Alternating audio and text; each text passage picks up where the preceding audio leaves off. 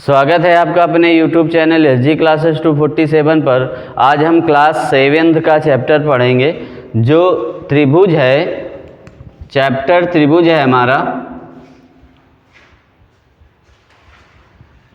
Chapter त्रिभुज है और त्रिभुज में अभ्यास है आपकी दक्षता, और इसमें दक्षता में आपने कल 4 सवाल तक पढ़े थे। आज हम 5वां सवाल देखेंगे किस प्रकार से है। तो क्वेश्चन नंबर 5 सॉल्व करने की कोशिश करते हैं। तो देखते हैं इसको। 5वां सवाल कि बोला गया है कि एक सड़क के दोनों किनारों पर 2 मकान आमने सामने बने हैं।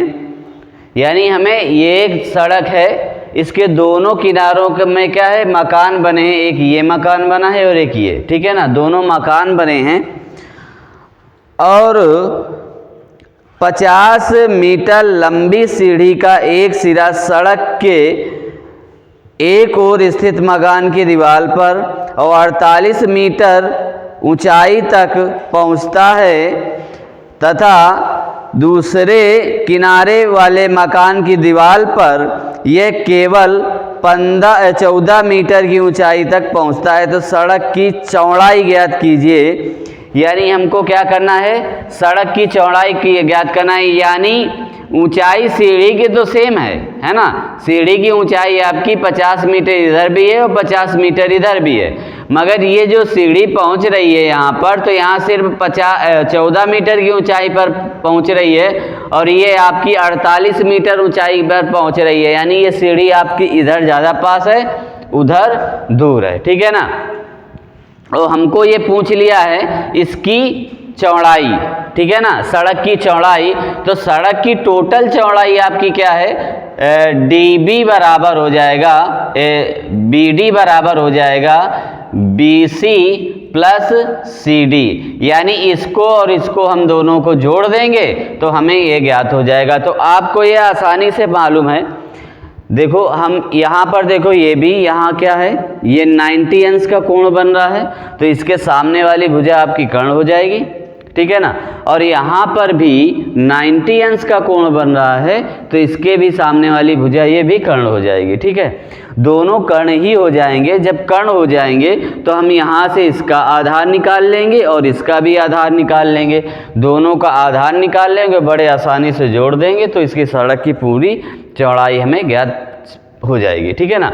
तो हम सबसे पहले त्रिभुज लेते हैं ये वाला, यानी ABC में, यानी हम लिखेंगे त्रिभुज ABC में पाइथागोरस प्रमेय से, पाइथागोरस प्रमेय से, ठीक है ना। जब गोरस प्रमेय लगाओगे तो यानी 90 अंश के सामने वाली भुजा आपकी कर्ण हो जाएगी। यानी हम लिखेंगे AC का स्क्वायर बराबर, अब ये हमारा लंब हो जाएगा AB, यानी AB का स्क्वायर प्लस BC का स्क्वायर, ठीक है, BC का स्क्वायर हो गया। अब यहाँ पर देखो AC का स्क्वायर आपको दे रखा है 50, यानी 50 का स्क्वायर बराबर AB कितना दे रखा है 48 का स्क्वायर प्लस BC हमें नहीं मालूम, तो इसको हम ऐसे ही रखते हैं। अब देखो 50 का स्क्वायर आप करोगे तो मालूम है कि 2500 होता है, और 48 का स्क्वायर आपको शायद नहीं मालूम होगा, ठीक है ना। तो हम निकाल के भी बता देते हैं 48 का स्क्वायर कितना होता है। तो देखिए 48 का स्क्वायर निकालना है, बड़ा आसान है। प्लस का एक सिंबल लगाइए, इसका स्क्वायर कीजिए 64 आ जाएगा, इसका स्क्वायर कीजिए 16 आ जाएगा।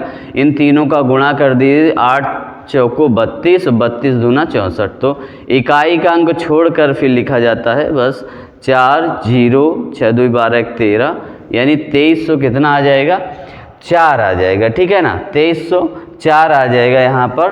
तो यहाँ पर लिखेंगे 2304 और यहाँ पर प्लस BC का स्क्वायर कर देंगे, ठीक है ना। अब देखो ये अचर संख्या है और ये भी अचर संख्या है, तो अचर संख्या के पास जाएगी।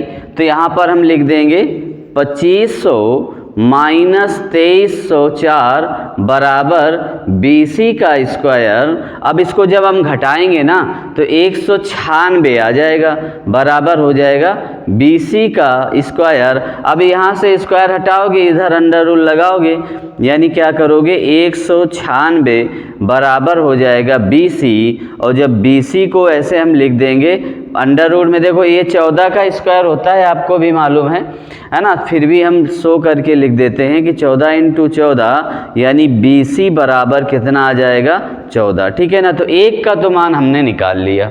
ठीक है ना, अब बारी है दूसरे की मान की। तो अब हम त्रिभुज ले लेंगे, कौन सा, CD और E, त्रिभुज CDE में। ठीक है ना, तो यहाँ लिखोगे त्रिभुज CDE में। तो यहाँ पर भी क्या करोगे, पाइथागोरस प्रमेय से ही निकालोगे, पाइथागोरस प्रमेय।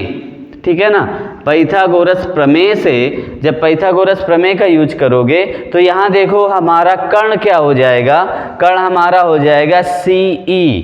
ठीक है ना, कर्ण हमारा क्या होगा, CE हो जाएगा। तो यानी CE का स्क्वायर बराबर, यहाँ पर लंब हमारा क्या है, ED है, तो ED का स्क्वायर, और हमारा ये क्या है, आधार CD है, तो CD का स्क्वायर।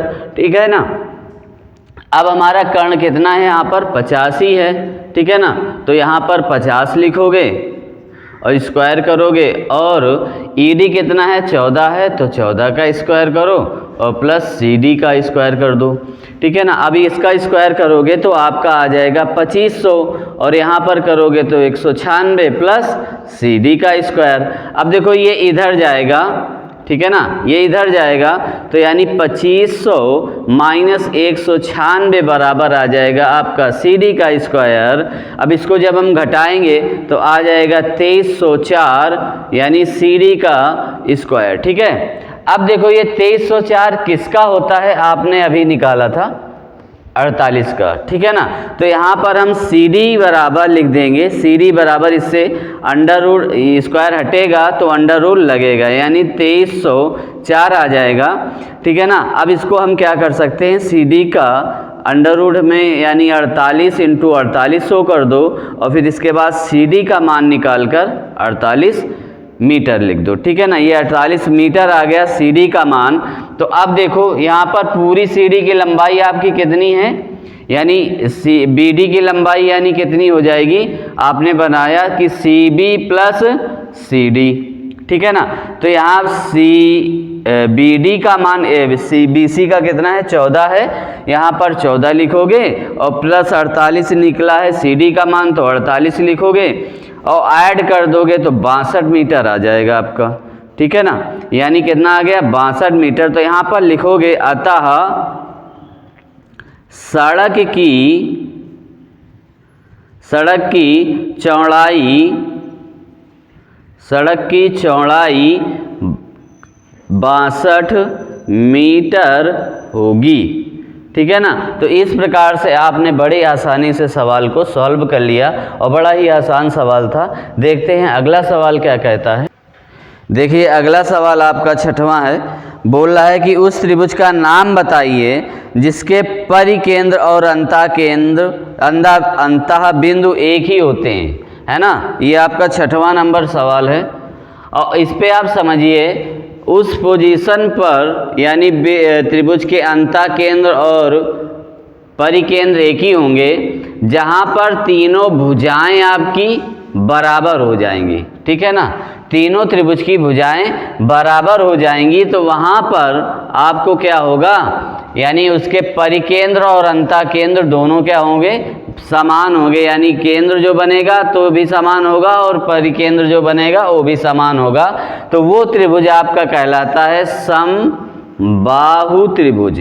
ठीक है ना, कौन सा त्रिभुज, समबाहु, जिसकी समान भुजाएं होती हैं वो समबाहु त्रिभुज आपका कहलाएगा। ठीक है, अब देखिए अगला सवाल 7वां नंबर बोल रहा है। 7वां नंबर सवाल आपका कह रहा है कि 3, 4 और 5 पाइथागोरियन ट्रिक है।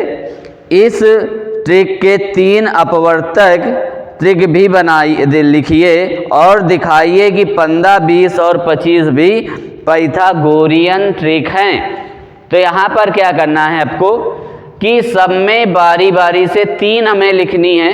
तो यानी हम सबसे पहले हम क्या करेंगे, 3 का लेंगे, तो 3 में 2 का गुणा करोगे तो 6 आ जाएगा, फिर 3 में 3 का गुणा करोगे तो 9 आ जाएगा, यानी 3 में फिर 4 का गुणा करोगे तो 12 आ जाएगा। ठीक है ना, इस प्रकार से हमें 3 लिखनी है। तो यहाँ पर अब देखो 4 का भी इसी प्रकार से 2 का गुणा करोगे तो 8 आ जाएगा, और 4 में 3 का गुणा करोगे तो आ जाएगा 12, और फिर 4 में 4 का गुणा करोगे तो आ जाएगा कितना, 4 में 4 का गुणा करोगे तो आ जाएगा 16। ठीक है, अब इसी प्रकार से आप 5 में क्या करोगे, 5 में 2 का गुणा करोगे तो आएगा 10, और 5 में यदि 3 का गुणा करोगे आएगा 15, और 5 में यदि 4 का गुणा करोगे तो आएगा 20, और हमको 25 दिखाना है, 15 और 20 और 25। तो यहाँ पर देखिए एक बार और गुणा किया जाए तब ये बन पाएगा, यानी हम क्या करें, 3 में और हम क्या करें, गुणा करें 5 का। ठीक है ना, तो 5 का जब गुणा करोगे तो आएगा 15, और यहाँ पर भी 5 का जब गुणा करोगे तो आएगा 20, फिर यहाँ पर भी 5 का गुणा करोगे तो आएगा 25। तो यानी ये क्या बन गया, 15, 20 और 25 इस प्रकार से बन भी गया और हमने दिखा भी दिया। ठीक है ना, तो उम्मीद है आपको ये भी सवाल समझ में आएगा, 7वां समझ में भी आया होगा। देखते हैं अगला सवाल क्या कहता है। देखिए 8वां सवाल कह रहा है, एक त्रिभुज ABC की रचना कीजिए जिसका आधार 7 सेंटीमीटर है और कोण B 60 अंश है तथा दोनों भुजाओं का योग 9 सेंटीमीटर है। क्या है, दोनों भुजाओं का योग आपका 9 सेंटीमीटर है। तो सबसे पहले क्या करेंगे, कोण B यहाँ पर बोला है 60 अंश है, तो यहाँ पर कोण B आप लिखोगे, B और C। तो यहाँ पर आप चाप के यानी प्रकार की सहायता से क्या करोगे, 60 अंश का इस प्रकार से कोण बना लोगे। ठीक है ना, 60 अंश का क्या करोगे, कोण बना लोगे, कुछ इस प्रकार से कोण बनेगा 60 अंश का।